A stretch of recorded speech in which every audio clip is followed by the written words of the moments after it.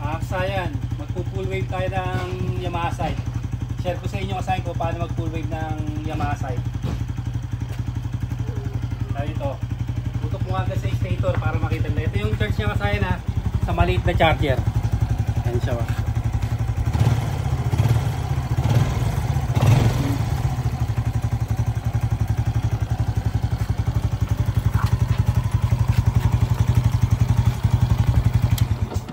Ito siya kasayan na pupunta lang tayo sa stator. Nawala na kasi yung dati niyang yung dati niyang charger. Ang ginamit ko yung pang XRM. Pinang sample, okay naman pala. Ganito rin yung charger niya. Ito ang una nating gagawin dito. Ito sa may halos pares lang to ng mga Mio, Yamaha YTX. Pare-pares lang paano mag full wave. Naka-floated na yung ground niya. Ito siya Pwede nyo putulin dito sa taas Pwede kayong putulin yung taas na to. Dito nyo kunin. Pwede rin naman sa ibaba. Ito siya Nakatanggal na yun sa may socket niya. Ito Yan. Bali, pinutol na siya. Pwede rin naman nakakabit dito sa na to. Tapos dito kayo magwa-wiring sa taas. Pwede rin yun. Depende sa inyo kung saan nyo gusto. Basta kuhanin nyo itong dalawa. Kasi ang puti rito, bali 3. Pansinin nyo, sa may stator. Ito siya tatlong puti. Ito yung charging itong dalawa na to. Tapos ito naman yung, sa kabila naman yung pulser. Ang kukunin nyo lang yung nanggaling dito. Yung dalawang puti Yung nag full wave ako ng Yamaha YTX, parehas lang nito. Tsaka yung Mio. Ito dalawa. Kukunin natin to yung dalawang puti dito. Pansinin nyo pagdating sa taas, kulay black siya. Ayan ito hindi na natin gagalawin to. Floated na rin yan. Etong dalawa lang.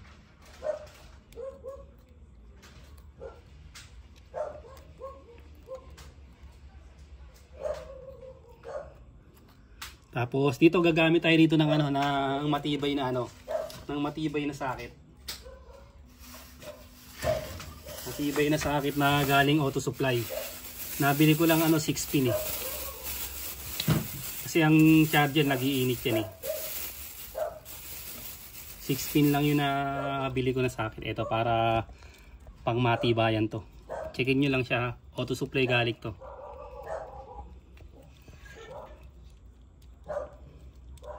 Tapos dito na yung forma ng pagwa-wiringan natin.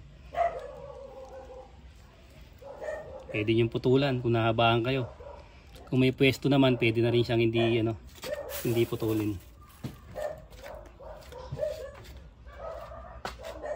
Cutter natin. Ito na kasayan niready ko na siya Ganito yung gagawin nyo Kung gusto nyong ito, galing auto supply para matibay yung natin kasi syempre charger to Ito yung umiinit to. Ito yung ginamit natin na pangmalakasang charger dito Ginamit rack niya. Yung pangmalakasan na ginagamit natin. Ayun siya Tapos ito na. Ayan 6. Wala akong mabiling 5 pin kaya 6 pin. Okay lang din naman siya. Tatanggalin ko na lang yung isang yung isang pin. Kaya ito siya Ito yung galing dito. Ito yung dalawa dalawang puti. Pansinin nyo 3 puti yan. Yung dalawang puti lang kukunin natin. Ito yung nakakonekta rito. Yan Ito siya. Ito wala na to. Floated na yan Ang gagawin natin dyan, ilalagay natin sa kulay white. Kulay white ang charger at kulay dilaw. Dahil full wave yan kahit magkabaligtaran. Ito yun Ito, dilaw at saka yung puti. Dilaw puti.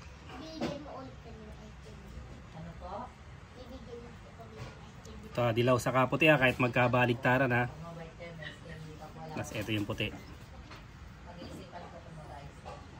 Ito siya. Tapat-tapat lang naman yan. Ito yung dilaw puti kahit magkabaligtaran dito natin to ilalagay. Yung dilaw natin sa kaputi. Siguraduhin nyo lang ha, na yun ang makukuha nyo. Ayan. Dilaw puti. Tapos, pwede nyo tong irekta ha. Kung ayaw nyo gumamit nito, pwede nyo siyang irekta rito. Pwede nyo irekta yung paglalagay.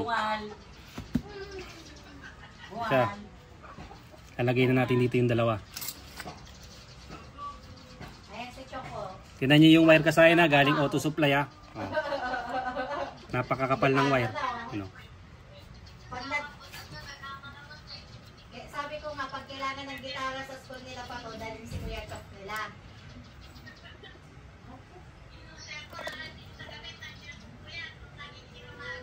Matatanggalan mo ba ng cellphone niya, nanay? Yan na. So, ako ko natulog kagabi. 11. Yung puti at dilaw, kahit magkabaliktaran sa dalawang puti. Ano, ikaw ang bahala dyan para ikaw ang mag-prepare. Alam mo ba? Ay, sabihin Siya. ako. Ay, sabihin ako kay nanay. Ito na naman, papansin naman siya. Yan sabihin ako. Ito yung dilaw. Tingnan mo to. Kaya, tingnan ko na ito. Sige.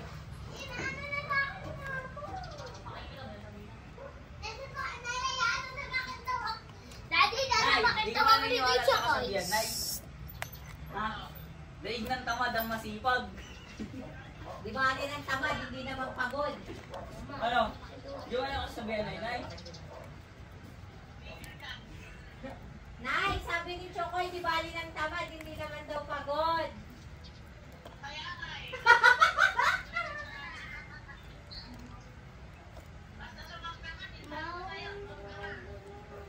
Pag may ngipin ka na. Pag may ngipin ka na. Ayan. Oh, ayun o, may bata. Lalagyan na natin yung dalawang dilaw. Ay, isang dilaw tsaka isang puti sa dalawang puti. Yan siya, nakalagay na sa diretsong stator, hindi sa taas ha. Kasi kung sa taas siya malalagay, wala din. Hindi dito ha, dito sa may baba ha, yung galing stator. Yan siya. Yan yung galing stator natin. Tapos, isusunod natin dyan yung kulay red natin. Ito. Kulay red natin ha. Diretsuin natin yung red. Ito siya. Iba-iba kasi yung kulay sa taas kaya kailangan diretsuin mabuti. Ito siya. Dahil ipipermanente natin siya. Dahil ito ipipermanente natin, pwede na natin siyang putulin.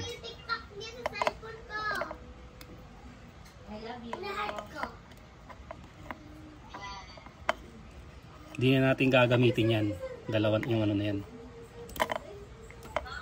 So pagsamahin lang natin to kasi dalawa tong ano na to eh. Itong dalawa na tong, yung dalawang red na yan, yung positive natin eh. Dalawa yung positive at dalawa yung negative. Pagsasamahin lang yan. Tabi kasi kayo, oh. So, karon, itabi niyo kasi sa'yo. Hawakan mo, baka malaglag. Pampatipid ng battery ang pangka-full wave. Tsaka pag tayo nag full wave, automatic battery operated na yung ating motor.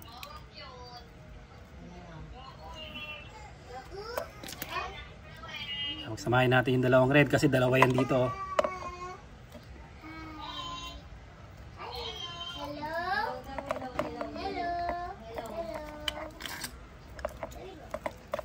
Red.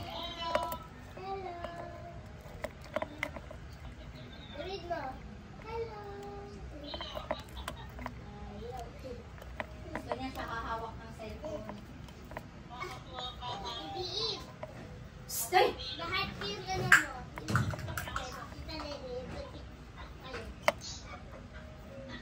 Nakikita nyo ba? Tapos next natin dito yung kulay green o yung negative ng ating regulator rectifier. Kulay green. Ito siya. Si Dancel. Ito yung kulay green. Ilalagay natin sa negative ng Yamaha. Negative ng Yamaha or body ground. Review na o grade wala din siya. Ito hindi pwede magdikit to ha. Parehas tong live. Ang gagawin natin dito, tatanggalin ko muna yung ano. Tanggalin muna natin yung ano fuse dito. Ikot mo sa kabila. Tanggalin muna natin yung fuse para sigurado kasi live yung ano, yung black at saka yung ano, yung red. Isin muna natin.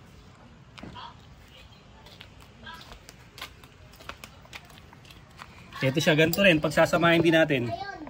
May dinadala pala eh. Pagsasamahin din natin tong ano. Matataas. Matataas. Paano dito ras base mo ng baho? Matataas ang leg na yun. Oo, may dalang-dala pa. North. Ito yung negative ng Yamaha, kulay black. Pwede rin yung lagay nyo sa, ano, sa body ground. Nurse! Okay lang din yun. Galing sa test. Pag mataas yung paninga. Scoring nga. Mataas na rin naman grades mo.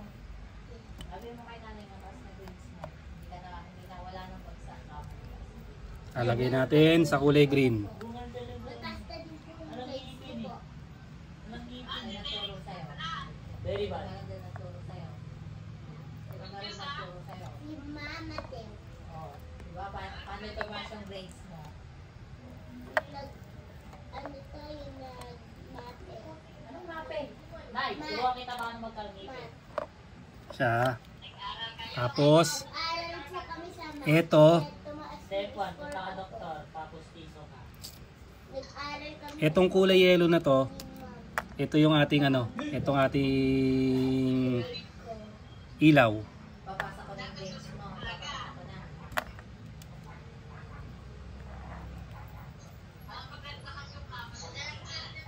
Ipo-forward ko yung grades niya na nag-improve, matataas na.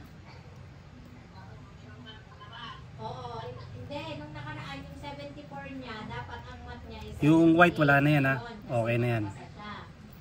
Ginawa na ng 77, tapos idinagdag na lang dyan sa 74 ng first grading para wala siyang naging bagsak. Yan. Kaya ngayon, bago na yung mga grades niya, matataas na. Itong ano na to, itong pang ilaw natin na to, isasama natin sa ano yan, sa kulay black. Ano ba? Ito ha. Sasama natin yan dito sa black. Tapos ilalagay natin sa accessory wire. Nakuha na po. Ito. Sasamahin natin yan. Sasamahin natin yan ha. Ilalagay natin sa accessory wire. Lagyan ko muna to ng mga tape, tapos babalikan namin kayo. Ito na kasay na, tape na natin oh. Ito ha. Bilis na review lang sa ano, sa medyo masela na part. Itong dalawang white, yung nanggaling dito, ito siya, yung nanggaling dito, yung dalawang white. Ilalagay natin sa charger natin. Kahit magkabaliktaran, ilalagay natin sa yellow at sa white. Tapos, itong green, ilalagay natin sa ano, sa black. Sa kulay black. Ayan, sa kulay black ng ating ano, ng ating charger. Yun ang negative ng Yamaha. Negative naman ng charger, green. Tapos yung red natin, red to red lang tayo. Red ng Yamaha live wire. Okay, nakasay na. Ngayon na ilagay na natin. Ngayon, ang pagpo-full wave, automatic battery operated. Ngayon, battery operated na yun natin. Etong nakahang na to, ito yung black. Papakita ko muna sa inyo yung resulta. Ito, hindi pa to nakalagay ha. Pares na pares lang sa ano, Yamaha YTX. Hindi siya ha. Nakasaya. Tingnan muna yung reading. Importante. Ayun siya kasaya. Pansinin nyo yung reading. 16.8, 16.9, 17. Automatic overcharge. Ito gagawin natin. Tutok mo rito. Kailangan natin supplyan to ng accessory wire. Ayan. Ibalik mo yung reading doon. Ayan na siya kasaya. No? Okay. Revolution mo. Oh, saglit. Ilalagay ko muna. Patayin mo muna. Siya kasaya na ilalagay ko na ngayon sa accessory wire yung kulay black ng ating charger. Ito siya. Ayan, buksan mo na ulit. Ilagay natin yung kulay black. Huwag yung kakalimutan yung kasayan ha. Okay, testing, start.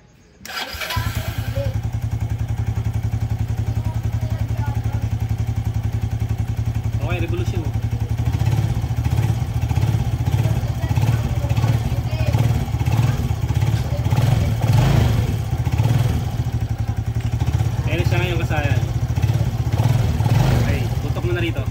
Ayun kasi wag yung kakalimutan yung black kasi yun ang magkocontrol ng ating voltahe. Kung hindi nyo ilalagay sa accessory wire, pwede siyang ilagay isama nyo sa ano, isama nyo sa kulay red. Ayan, sa accessory wire natin nilagay ha. Tapos ito naman yung light coil natin. Ito siya wa, automatic battery operated tayo rito. Ito siya. Ayan na siya oh. Ayan na siya kasayan ha. Oh. Yung Yamaha sight natin, ayan na. Battery operated na siya. Kahit nakabukas kasayan yung ano, pansinin niyo yung reading. Ayan kasayan reading. 14.7. Nakabukas na yung ating ilaw. Saka yung likuran. Saka yung taillight natin na yan, nakabukas na. Ganyan, yan ang kagandahan kasayan ng full wave. Eh, no? Stable na stable yung ano niya. Oh. Yan na siya kasayan. Yung reading natin. Ano pa yan kasayan ha? Oh, yung ilaw pa natin, ano pa to? Yung stock bulb pa yan. Stock bulb sa harapan, tsaka stock bulb sa likod. Kahit ibirik nyo yung kasayan, walang magiging problema. Stable.